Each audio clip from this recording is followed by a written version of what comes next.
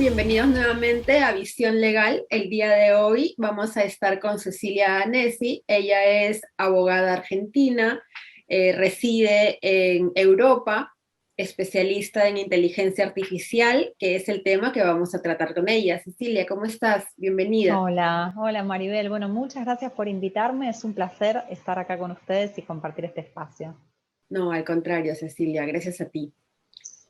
Cecilia, la inteligencia artificial es uno de los temas que se encuentran actualmente en boga, que todo el mundo trata de aplicarla de alguna manera, todo el mundo tiene algo que ver con la inteligencia artificial, pero no estoy segura que todos tengamos conciencia exacta de lo que implica y de lo que es inteligencia artificial. ¿Nos puedes comentar, por favor, qué es inteligencia artificial? Bueno, es como decís vos, todos interactuamos permanentemente con sistemas inteligentes en las redes sociales, a veces cuando en un chatbot, cuando queremos ir al banco a pedir un préstamo, en una app, de millones de maneras. Pero es verdad que no se sabe bien a qué nos referimos cuando hablamos de inteligencia artificial y además, y menos aún, somos conscientes de los riesgos o de las consecuencias que puede tener la inteligencia artificial. ¿Qué es la inteligencia artificial? Bueno, a mí, yo siempre digo, me gusta definirla en criollo, que es un término argentino, una forma de decir argentina. La inteligencia artificial son sistemas que se los consideran inteligentes, haciendo una referencia a lo que es el cerebro o la mente humana. Es decir, hablamos de inteligencia, algo que es propio del hombre, del humano, artificial, algo que en realidad es creado por el hombre, que no es natural, pero parece ser que esto artificial, que vendría a ser una máquina, puede tener esa característica inteligente. Un poco para medir qué tan inteligente puede ser una máquina o no, tenemos el desafío de Turing, que es uno de los padres, ¿no?, de lo que son esta idea de que las máquinas piensen, que básicamente lo que consistía era en poder determinar si una máquina era considerada inteligente o no. ¿Cómo funciona la inteligencia artificial? Primero te digo que es una pregunta difícil la que me hiciste, aunque parezca muy sencilla y muy básica, porque no hay consenso en torno a la definición de inteligencia artificial. Vamos a encontrar un montón de definiciones y uno que dice una cosa y el otro le dice no, pero en realidad no es eso, es esto otro, porque te falta, porque sumale, bueno, mucho debate, pero viéndolo así de una forma muy clara, la inteligencia artificial consiste en un conjunto de datos. Por eso es que escuchamos permanentemente el valor incalculable que tienen los datos hoy en día, ¿sí? Un conjunto de datos, que esos datos van a ser procesados por un algoritmo, que es una secuencia de pasos lógicos, ¿sí? Una lista de pasos a seguir, es un algoritmo, y eso arroja una predicción, ¿sí? Eso es un sistema de inteligencia artificial. Y aquí después tenemos distintos tipos, Machine Learning, que es el aprendizaje de máquinas, que es el más conocido, y es esta idea de que el algoritmo aprende de los datos, es decir, tienen la capacidad de buscar patrones y aprender de esos datos, y en base a eso va a hacer las predicciones. Y después tenemos un subcampo dentro de Machine Learning que se llama Deep Learning, que vendría a ser la idea de imitar las capas del cerebro humano y las distintas, vamos a decir, capas, fracciones en las que va tomando una decisión. Así que, bueno, a grandes rasgos podemos decir que esto es la inteligencia artificial. Ok, y mencionaste que habían ciertos riesgos en la inteligencia artificial, Sí. en el uso de la inteligencia artificial. Entonces, coméntanos por favor cuáles estos riesgos y no sé si es que estos riesgos van también por un tema de lo confiable que puede ser la inteligencia artificial, ¿no? Coméntanos al respecto, por favor. Mira, yo creo que el primer riesgo que tenemos es el hecho de no saber que estamos interactuando con sistemas de inteligencia artificial. Ese para mí es el primer riesgo. Por eso, para mí lo más importante es la concientización sobre estos temas. Mucha gente dice, no, a mí, ¿qué me interesa saber de la inteligencia artificial? Porque muchos te dicen, primero, hasta que llegue a Argentina, Latinoamérica va a faltar una eternidad. Muchos me decían eso cuando yo empecé a investigar sobre la tesis muchos años atrás. Y otros te dicen, y si yo no la uso, ¿para qué sirve? No tiene nada que ver conmigo, eso pasa, no sé, o en las grandes potencias, o es algo de laboratorio. Bueno, no, interactuamos permanentemente con sistemas de inteligencia artificial, queramos o no queramos, sin saberlo. Entonces ese para mí es el primer riesgo. Y eso, la concientización, ¿no? Saber que estamos actuando con sistemas de inteligencia artificial y qué consecuencias puede traer, es lo que nos puede llevar a buscar alternativas o soluciones, o mínimamente ser conscientes y hacer valer nuestros derechos. Los riesgos que tienen los podemos como enumerar o mencionar así brevemente en base a lo que encontramos en la mayoría de los principios éticos sobre inteligencia artificial. Están las directrices éticas de la Unión Europea y hay, bueno, distintos documentos internacionales que abordan la cuestión. Uno de los problemas es, y les diría yo, para mí es el problema más grande, en el que yo más trabajo y el que me parece que tenemos que prestar más atención, es en lo que se denomina sesgos algorítmicos, que básicamente consiste en los sesgos que tenemos nosotros, las personas, trasladarlos a la tecnología. El problema es que la tecnología tiene el poder de intensificar y agrandar esos sesgos existentes. Como que la asimila, ¿no? Y la empieza a aplicar. Exacto, exacto. Claro. Pensemos que cualquier cosa que nosotros hagamos, una receta de cocina, un juez, una sentencia, tiene nuestros valores. Nosotros transmitimos nuestras subjetividades en todo lo que hacemos. El problema es que quienes configuran y diseñan programas, sistemas de inteligencia artificial, no tienen una formación en cuestiones éticas, en cuestiones de derechos humanos. Entonces lo que sucede es que ellos hacen la programación de estos sistemas sin tener el más mínimo miramiento de las consecuencias que este sistema puede traer, luego dando una respuesta sesgada, que lo doy con un ejemplo concreto. Vendría a ser el margen de error enorme que tienen las técnicas de reconocimiento facial para identificar rostros de mujeres o de personas de piel negra frente a al hombre blanco, ¿no? ¿Y eso por qué es? Porque la mayoría de los datos con los cuales se entrenó ese algoritmo, ese sistema de reconocimiento facial, eran todos hombres blancos. Entonces, ¿qué aprende el algoritmo? Que la persona, o sea, aprende a identificar de forma muy clara las personas con esas características y no las otras. Entonces después nosotros en Argentina tenemos incorporado por ley los sistemas de reconocimiento facial para la detección o identificación de prófugos de la justicia, por ejemplo en las calles de la Ciudad Autónoma de Buenos Aires, lo que nos lleva es que esto nos dé falsos positivos, es decir, que una mujer o una persona de piel negra es arrestada pensando, o sea, por un error en el sistema, que le identifica con un prófugo cuando no es, ¿sí? Claro.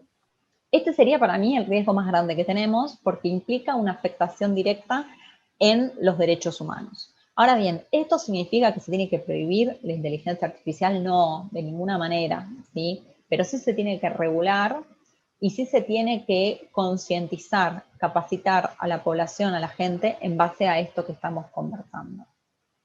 Ok, y en ese sentido, ¿cómo ves, cómo está desarrollada la inteligencia artificial? El tema de la regulación, yo sé que también es un tema que te apasiona y es súper interesante y que espero lo podamos ver un poquito más adelante, pero ¿cómo está desarrollada América Latina en cuanto a inteligencia artificial? ¿Cómo va su desarrollo respecto a Europa, respecto a, no sé, a Norteamérica, ¿no? Que son como que más...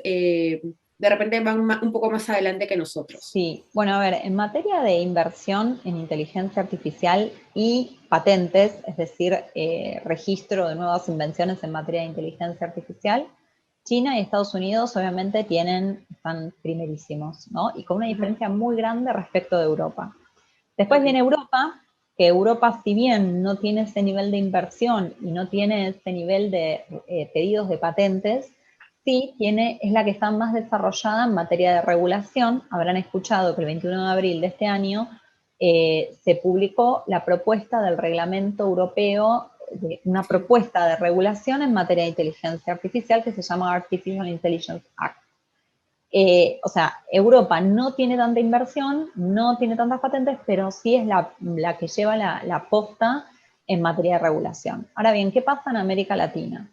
Hay desarrollos y muy interesantes, porque esto, hay que hacer una aclaración también como para ir desmitificando la inteligencia artificial. La inteligencia artificial no es la robótica, ¿sí? La robótica, como puede ser un robot, no sé, de Amazon que se utiliza para guardar cajas en un depósito, eso no es que per se es inteligencia artificial. Un robot tiene no necesariamente inteligencia artificial. Exactamente. Puede ser que sí, como es el caso de Sofía, el robot humanoide que en Claro. Arabia Saudita le reconocieron la ciudadanía, de Bastante. sí es un robot con inteligencia artificial. Un vehículo autónomo, bueno, es un robot con inteligencia artificial, es decir, robot haciendo referencia a lo material, a lo corpóreo, pero no todo, o sea, inteligencia artificial y robótica son sinónimos, eso es un error. Entonces, ¿esto que nos lleva a decir? Que hay muchísimos software de inteligencia artificial que son abiertos, ¿sí? Que son de acceso abierto, entonces uno puede entrar aprendiendo a programar en YouTube y con mucha buena voluntad, mucho curso, no sé qué, puede empezar a programar y diseñar sistemas de inteligencia artificial. Entonces esto hace que no sea algo de que necesitamos una mega empresa con una inversión millonaria para que nos pueda abrir las puertas de la inteligencia artificial, ¿no? Les cuento un caso, nosotros en Argentina, en el IALab, que es el Laboratorio de Innovación e Inteligencia Artificial de la Facultad de Derecho de la UBA, desarrollamos Prometea, que es un sistema de Claro. inteligencia artificial que se utiliza en la justicia y en algunos organismos del Estado. Cuando Prometea nació, no se hizo una inversión millonaria ni nada de eso. Empezó con algo, bueno, un software, algo muy chiquito, muy de ir probando, prueba-error, bueno, aprendiendo. Obviamente que ahora ya hay todo un desarrollo más grande atrás, está la uva de por medio, es decir, bueno, creció muchísimo. Pero bueno, esto nos lleva a que América Latina tiene un potencial grande que esperemos que siga desarrollando, invirtiendo en inteligencia artificial porque es el presente y el futuro.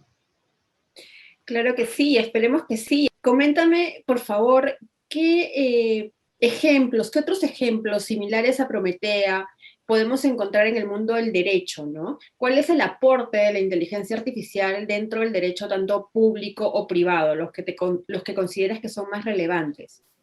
Mira, Prometea tuvo una hija, digo yo, un hijo, una hija, que es Ok. Pretoria, que es un sistema de IA que se utiliza en la Corte Constitucional de Colombia para hacer predicciones en torno a cuáles son los casos prioritarios en las tutelas. Las tutelas son como un amparo. Bueno, llega esta tutela a la Corte, Pretoria identifica cuáles son los casos prioritarios. Ese sería otro caso que la verdad que es para la cantidad de causas que recibía la Corte Constitucional de Colombia, esto fue una ayuda enorme. La inteligencia artificial, yo generalmente cuando abordo este tema me gusta como diferenciarlos de dos áreas. Lo que sería el uso de la inteligencia artificial dentro de la justicia, de los órganos jurisdiccionales del Estado, y por el otro lado, lo que sería la inteligencia artificial para asistir a los abogados, a las abogadas en su labor cotidiano como juristas, ¿no? En el primer grupo, nosotros la podemos utilizar para automatizar un montón de procesos que son sumamente automatizables, rutinarios, repetitivos que hacemos todos los días.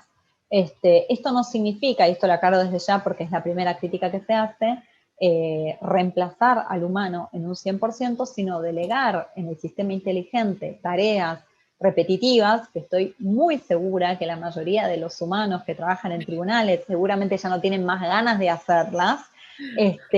Luego, obviamente, sí, la supervisión del humano en las tareas que realizan los sistemas de inteligencia artificial. Es decir, la idea es de la IA como un asistente del juez, de los magistrados, ¿sí? Estonia, por ejemplo, tiene diversos avances en ese sentido, China también, tienen esta idea de que directamente los tribunales estén constituidos por robots con inteligencia artificial, ¿no? Y después para el abogado hay otro caso de inteligencia artificial en la justicia, es Compass, que se utiliza en Estados Unidos para poner un puntaje de reincidencia a las personas que son detenidas. Luego ese puntaje que te establece el grado, la posibilidad de reincidencia que este sujeto es utilizado por la sentencia, por el juez en la sentencia para establecer la pena. Hay un montón de debates sobre esto, hablando de sesgos que estábamos hablando antes, en torno a los sesgos algorítmicos, los falsos positivos, los falsos negativos, y que no se puede leer o interpretar el algoritmo por las normas de propiedad intelectual que tiene Estados Unidos. En mi página web hay un montón de información sobre esto, si quieren profundizar, los Claro que invito a que sí, la ahora vean. vamos a dejar los datos Ah, de tu página web para buenísimo. que te puedan ubicar, sí, sí. Buenísimo. Y por otro lado, la inteligencia artificial para el abogado, bueno, se utiliza mucho para para asistirlo, por ejemplo, con la búsqueda de jurisprudencia, para Ujú. hacer predicciones en torno al resultado de un proceso y asistirlo con la estrategia que debe llevar adelante en un determinado juicio. Y algunos de estos casos son Predictis, que se usa en Francia, en Bélgica. Después están Watson Legal, que fue uno de los pioneros. ROS, bueno, hay distintos software que se utilizan para asistir al abogado. Ok, y según lo que comentabas, entonces, este temor, por llamarlo de alguna manera, que existe respecto de la posibilidad que la inteligencia artificial venga y de alguna forma reemplace a los abogados, Sí. ¿vendría a ser infundado o es que existe alguna área particular donde de repente esto podría ocurrir y permitir que el abogado se encargue de cosas que son más de repente relevantes o de repente menos mecánicas? Uh-huh. ¿Cuál es tu apreciación al respecto? Mira, te voy a dar una respuesta en torno al ámbito jurídico, a los abogados y las abogadas, y después te voy a dar una respuesta general. No es infundado, obviamente, porque si hay una actividad que la hacía el hombre y ahora la pasa a hacer una máquina, la empieza a hacer una máquina, un sistema inteligente, obviamente que hay una persona que hacía una cosa que ya no va a tener que hacer. Pero esto pasó siempre, ¿no? Con la revolución industrial, etcétera. Siempre pasó. Y no por eso tenemos que abandonar el progreso tecnológico. El punto y el desafío que tenemos es la reconversión de los humanos a los nuevos puestos de trabajo que generan las nuevas tecnologías. ¿Por qué? Porque hoy en día hay una demanda incalculable en materia de data science, computer science, expertos en datos, inteligencia artificial, ingeniería en sistemas, analistas, bueno, etcétera, que no hay una demanda mayor de la oferta que hay, ¿sí? Entonces, ¿qué necesitamos? Que las personas se capaciten en esos temas. Ahora, ¿qué pasa? Tenemos universidades que tardan siglos en reformar las currículas, entonces no tienen carreras afines con estas nuevas necesidades, o las carreras que tienen no las ayornan a estas nuevas necesidades o a materias vinculadas con estas temáticas, ¿no? Entonces, el punto está en que sí va a haber humanos que van a perder sus puestos de trabajo o determinados, no sé, yo pienso, por ejemplo, el peaje, viste, cuando vas en la autopista, Claro, acá no se claro. necesita ni siquiera inteligencia artificial, ¿no? Pero voy a algo más Sí. básico. Acá en Europa son todos autónomos, es decir, no existen personas en los puestos de peaje, que es pagar, sacar un ticket, bueno, en Argentina todavía no. Y digo, eso es cuestión de años, pero ¿qué pasa? Si uno ya ve que cómo viene la revolución tecnológica y todo, uno ya tiene que empezar a capacitar y a reacomodar a esas personas en puestos de trabajo, etcétera. Entonces creo que este es el desafío más grande que tienen los estados. No solo de decir, incorporamos inteligencia artificial, bueno, hagamos una legislación, sino también, bueno, reconvertimos los puestos de trabajo. Y en el ámbito jurídico pasa exactamente lo mismo. Primero tenemos un problema en el ámbito jurídico, no sé cómo será en Perú, pero en Argentina y en Italia más que nada, en España no tanto, hay una cantidad de abogados y abogadas que para tirar al techo, es decir, hay muchísimos abogados, ¿no? Entonces, obviamente, cuando hay una oferta muy grande, menor que la demanda, pasa que no están bien pagos y la verdad que los puestos de trabajo no son buenos, o sea, las condiciones laborales no son buenas. Entonces, este es un problema que tenemos antes de empezar a hablar de la inteligencia, antes de preocuparnos de la inteligencia artificial, es cuántos abogados y abogadas hay hoy disponibles. Y después eso con relación a lo que es la sustitución de la tecnología, yo creo que cuando estamos hablando de la prestación del servicio de justicia, que es una tarea muy delicada que tiene el Estado, la responsabilidad, no va a ser para mí algo que se va a poder delegar 100% en un sistema inteligente, como plantean Estonia o como plantea China, por ejemplo. Para mí, no. Sí, como asistente y sí con la supervisión del hombre, del humano, como revisor de todo lo que hace.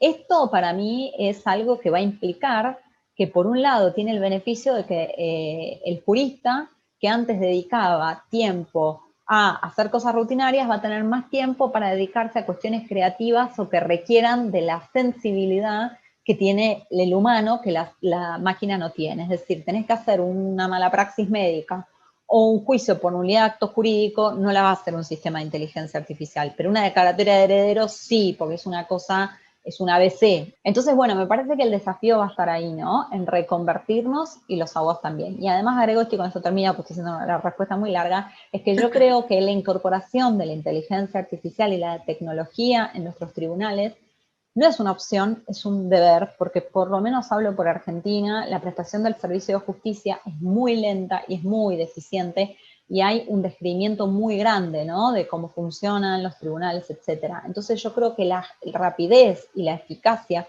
que nos va a dar la tecnología, la inteligencia artificial, va a permitir resolver los procesos de una manera mucho más fácil. De hecho, este problema de los tribunales, del Poder Judicial, lo tenemos yo creo que en toda Latinoamérica, ¿no? Sí, sí, yo Perú, no quería generalizar, pero sí. yo creo, es mi Sí, apreciación. sí, sí, sí, la mía también. Sí, y de hecho me parece, seguramente tú estás más informada, que el IA va a hacer un proyecto en Perú respecto de temas de violencia intrafamiliar. Sí, sí, Entonces, yo sí, no sé, no sabía si lo podía contar o no, pero sí, sí, sí, sí, lo bueno, están espero trabajando. no estar cometiendo yo también ninguna infidencia, estaba enterada de eso. Sí, lo Entonces, están trabajando. sí, entonces es algo que de todas maneras, como tú dices, se tiene que implementar como herramienta de apoyo, ¿no? Para la labor que realiza el abogado en los Totalmente, diferentes ámbitos. totalmente. Este, nos hablaste hace un momento respecto de las regulaciones éticas que habían en Europa respecto de la inteligencia artificial. ¿Cómo vamos en Latinoamérica al respecto? ¿Tenemos ya alguna legislación? ¿Existe ya algún pronunciamiento al respecto, algunas pautas, guías, o todavía esto está preparándose, digamos, en el Mira, mejor de los casos? primero hago una aclaración por las dudas de que no me expresé bien, pero aclaro que Ok, en Europa tenemos las directrices éticas que no son vinculantes, son ok, principios a seguir, que si encontrás una empresa que siga los principios éticos antes que el beneficio económico, les doy un premio. O sea, las directrices éticas y por otro lado la propuesta de reglamento. Pero en sí no hay una norma que regule inteligencia artificial en general en Europa. En ok. Latinoamérica, aclaro hasta donde yo sé, porque esto vieron que cambia todos los días y además que es imposible, o sea, hay muchos países dentro de Latinoamérica, entonces hasta donde yo sé no hay. Para mí lo más cercano que hubo, bueno, la UNESCO está trabajando en un documento ahora y después el año pasado, en enero de 2020, se realizó la primera cumbre latinoamericana de inteligencia artificial en el MIT y ahí trabajamos por comisiones de trabajo. Yo estuve coordinando la Comisión de Ética y Regulación y ahí llegamos a conclusiones de trabajo sobre las áreas, o sea, cada comisión llegaba a diferentes propuestas y conclusiones, y eso hoy en día está todo ese trabajo reflejado en un libro que si entran o en mi página web o en la página del IA Lab lo van a encontrar, que es, creo que se llama, no me acuerdo el nombre correcto, pero como Latam Book, y están todas las conclusiones y como sí, las propuestas y las conclusiones que se arribaron en esa cumbre. Eso estuvieron presentes casi todos los estados latinoamericanos y creo que representa un poco como una uniformidad de criterios en Latinoamérica en materia de inteligencia artificial. Ok, entonces vamos avanzando, Sí, vamos con avanzando. propuestas y vamos avanzando. Perfecto. Sí. Cecilia, una duda que resulta frecuente es, por ejemplo, ¿qué ocurre si es que existe un error que se comete por la aplicación de la inteligencia artificial, ¿no? ¿Qué pasa si es que Ujú. se han vulnerado derechos cuando se aplica la inteligencia artificial? ¿Quién viene a ser el responsable? ¿Hasta dónde llega la responsabilidad? ¿Qué nos podrías comentar al respecto? Bueno, primero comentarte que fue mi tema de tesis muchos años atrás cuando arranqué. El título era ¿Quién responde por los daños ocasionados por inteligencia artificial? Y sabes que al día de hoy no tengo así como una respuesta muy cerrada. ¿Por qué? Porque Okay. yo te puedo hacer una propuesta de qué normas para mí se aplicarían en el derecho argentino Uh-huh. o eventualmente, bueno, podemos analizar juntas cuáles podrían ser el equivalente en el derecho colombiano, peruano, ecuatoriano, etcétera. No hay una norma universal, ¿sí? De aplicación, como sí podría ser el reglamento europeo, que una de las críticas que se le hace al reglamento es que si bien regula la inteligencia artificial en general, estableciendo requisitos, lo divide según el nivel de riesgo que tiene. Tiene 4 niveles de riesgo, hace una clasificación en 4. Los prohibidos, los de alto riesgo, los limitados, los de riesgo limitado, y otros sistemas que no tienen ningún riesgo ni nada. Establece requisitos en cada una de estas clasificaciones, pero no establece normas en materia de responsabilidad. Es decir, ¿qué pasa si uno de alto riesgo ocasiona un daño? Bueno, no hay una regulación. Sí había, en octubre, el 20 de octubre de 2020, la Unión Europea presentó 3 propuestas de regulación, una en materia de responsabilidad civil, una en materia de cuestiones éticas, que ahí sería lo ético pasado de la regulación, y otra en cuestiones de propiedad intelectual, pero son propuestas de regulación. El problema que tenemos con la determinación de la responsabilidad civil es que acá se dan ciertos factores que en tecnologías anteriores no teníamos, ¿sí? Y es la autonomía o la supuesta autonomía, porque esto también está discutido, que tiene el sistema. Es decir, hasta qué punto el sistema es autónomo y no, entonces hasta qué punto puedes responsabilizar a su propietario por este sistema, por la autonomía que tenga este sistema. Y hay otro punto más que para mí es analizable en materia de responsabilidad civil, aparte de la explicabilidad, que también podría ser otro punto, el hecho de no poder entender qué es lo que pasa dentro del sistema. El otro punto sería, por un lado, la autonomía del sistema, que era lo que les decía recién, por otro lado, la explicabilidad, que está vinculado con la transparencia, y por otro lado, la idea de las actualizaciones. ¿Por qué? Porque los sistemas de inteligencia artificial reciben de forma permanente actualizaciones. Y esto hace que tengan que estar conectados de forma permanente, repito, a el productor o a un tercero que tenga que mantener estos sistemas. Entonces, esto es una figura nueva. ¿Por qué? Porque el productor hasta ahora, o el proveedor, fabricaba un auto, lo vendía, o fabricaba una procesadora, o fabricaba una mesa, lo que se les ocurra, la ponía en el mercado, la vendía y se olvidaba del producto. Obviamente, tenés la garantía, lo que quieras, pero no es que tenía una manera de manipular o controlar el producto. En cambio, con los sistemas de inteligencia artificial, sí pasa esto, que reciben actualizaciones permanentemente, entonces hay un sujeto que puede transformarlo en obsoleto, convertirlo en más peligroso o hacerlo más seguro. Entonces, acá para mí entraría, me pongo un poquitito técnica, la responsabilidad de este sujeto como lo que sería la figura del guardián en la teoría del riesgo creado. Pero bueno, no me quiero meter porque esto ya es algo muy técnico y está en el ordenamiento jurídico argentino y en otros, pero si entran a mi web hay artículos que está desarrollado este tema para quienes están más interesados en el derecho de daños. Y además ahí de repente aplicaría también este tema de los sesgos, ¿no? Porque quien ha creado, quien ha fabricado este algoritmo, tiene responsabilidad respecto de cómo recopila los datos y de cómo interpreta los datos. Entonces ahí viene también un tema que podría implicar cierta responsabilidad, ¿no? Sí, por un lado, lo digo, no me quiero olvidar también las normas de derecho de consumidor o de productos defectuosos, esto sería también toda una normativa que entra, y como decís vos, la responsabilidad por el mal diseño de los productos de inteligencia artificial, que yo acá tengo una propuesta que es de aplicar los daños punitivos, en Argentina están regulados en el derecho del consumidor, es decir, una empresa que larga al mercado un producto que está sesgado y que ya por los datos con los cuales se entrenó el algoritmo te das cuenta que sí o sí va a dar respuestas sesgadas. Bueno, obviamente que acá tiene que haber una responsabilidad. Y además quiero hacer una aclaración, que es que, como decía al principio, no hay una regulación específica en materia de inteligencia artificial, pero eso no significa que uno pueda poner en el mercado un algoritmo, un producto sesgado que vaya vulnerando derechos humanos, porque los principios de no discriminación, de igualdad ante la ley, etcétera, están en todos los tratados de derechos humanos y son vinculantes y hay que cumplirlos.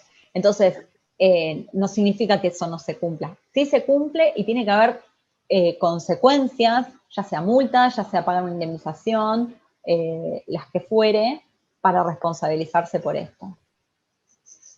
Ok, sí, no, me parece claro y totalmente de acuerdo. Entonces, un poquito ya para ir terminando, vemos que de lo que nos has comentado, la inteligencia artificial pues tiene vinculación con un tema de datos personales, con un tema de Sí. derechos del consumidor, por ahí también hay un tema, bueno, de responsabilidad, hay un tema penal incluso también, propiedad intelectual, en Con fin, está todas las áreas vinculado del derecho. a las áreas del derecho, exactamente. Exacto. Entonces, considerando esto, ¿cuál sería tu proyección, cuál es tu visión legal de la inteligencia artificial en los futuros años, en el futuro par de años, por ejemplo? Yo creo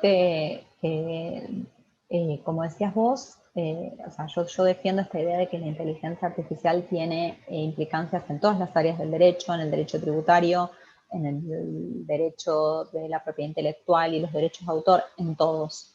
Y esto yo lo que creo es que como juristas tenemos, el primer deber muy grande es estar capacitados en estos temas. La mayoría de nosotros cuando estudiamos en la universidad no cursamos sobre esto, entonces creo que tenemos un deber de capacitarnos no solo sobre esto, sobre blockchain, que sería criptomonedas y smart contracts, sobre todas las tecnologías en las redes sociales, plataformas digitales, etcétera.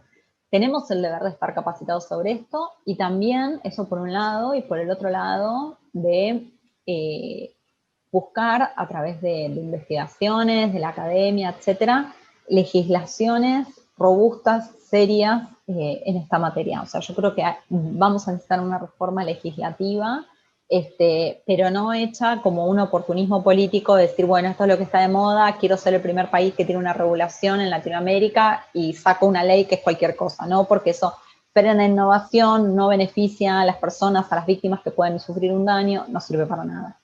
Entonces, hacer una regulación consciente, ¿no? Y ahora mencionaste el tema de la capacitación, ¿no? Y coméntame, me parece que tú eres la persona que implementó un curso de inteligencia Sí, artificial en la Facultad de Derecho de la sí. Universidad de Buenos Aires. Y yo no sé si es que hasta donde yo tengo entendido, por favor tú corrígeme, es la única hasta el momento que tiene este curso. Sí, la Facultad de Derecho que yo sepa de la Universidad de Buenos Aires es la única que tiene Sí, cursos en materia de inteligencia artificial en grado, porque nosotros después tenemos toda una oferta de posgrado con el IALAB, claro, sí, sí, uno puede encontrar en otros lugares posgrados sí. que hablan de nuevas tecnologías, pero sí, y además que la materia nació en el 2018, si no me equivoco, o sea, ya tiene bastantes años. Y Sí. nada, la verdad que fue todo un proceso, esa materia también de crecimiento para mí, porque bueno, al principio fue proponerla, que era algo como raro, como que tiene que ver esto con el derecho. Al principio se anotaban poquitos alumnos, ahora se llena el cupo todas las veces que se abre se llena el cupo y Claro, es una materia claro. optativa, no es obligatoria. Por eso yo también hablaba de las currículas. Para mí este tipo de materias, no porque sea la mía, que la de otro profesor, no importa, pero en la formación del abogado en nuevas tecnologías tiene que ser algo obligatorio, o sea, y creo que la pandemia nos dejó bien en claro eso. Un abogado que no sepa usar redes sociales, no digo usar, que no sepa el manejo, la gestión de las redes sociales, las plataformas digitales, las plataformas de mensajería, inteligencia artificial, blockchain, es como que le está faltando el 50% de la realidad que las personas de a pie viven en el día a día, ¿no? Entonces, nada, la materia es como que intenta un poco nosotros precisamente lo que hacemos en el programa es eh, atravesar con la inteligencia artificial de forma transversal todas las áreas del derecho. Entonces, las bolillas, como se decía antes, cada una de las unidades es inteligencia artificial y derecho de autor, inteligencia artificial y derecho penal, inteligencia, y vamos analizando las particularidades que tiene cada una. La verdad que es una materia muy linda, que yo lo que trato es de despertar y explotar al 100% la creatividad de los alumnos, de generar el pensamiento crítico, y después ellos para probarla tienen que presentar un trabajo de investigación que nosotros generalmente los publicamos o en la revista que yo dirijo de Inteligencia Artificial, Tecnologías Emergentes y Derecho, que es una sección exclusiva para los alumnos y los trabajos que presentan, y sino también en ented.net, que es un proyecto de investigación de la UBA, que tenemos una rama de tecnología, donde también ahí publicamos los trabajos de los chicos que son espectaculares y súper interesantes. Así que es un proceso de aprendizaje, por suerte, para mí también. Sí, es un aprendizaje continuo, ¿no? Y como mencionabas previamente, pues la inteligencia artificial, como todo, va avanzando a pasos agigantados y un poco es tratar de ir alcanzando con el tema del derecho, ¿no? Sí. Cecilia, el tema es realmente fascinante. No sé si... Agradecerte por el espacio, por la oportunidad. Precisamente para mí lo más importante es la concientización y generar estos espacios de difusión. Son verdaderamente importantísimos y muy valiosos. Es, creo yo, la manera de empezar a despertar el bichito interno, no solo de los abogados y las abogadas, sino de todos. Y nada, quienes quieran seguir con estos temas, ahora ustedes seguro van a dejar mis redes y mi página web y todo. Yo soy muy activa en las redes sociales, así que permanentemente subo noticias, artículos, informes, hago vivos en Instagram sobre esto, así que seguimos conectados por ahí. Muchísimas gracias. Gracias a ti, Cecilia, y sinceramente espero poder volver a conversar contigo en una próxima oportunidad, porque de hecho tenemos tema para largo aquí, así Exacto. que nada, te agradezco un montón Exacto. la conversación. Muchas gracias. Chao.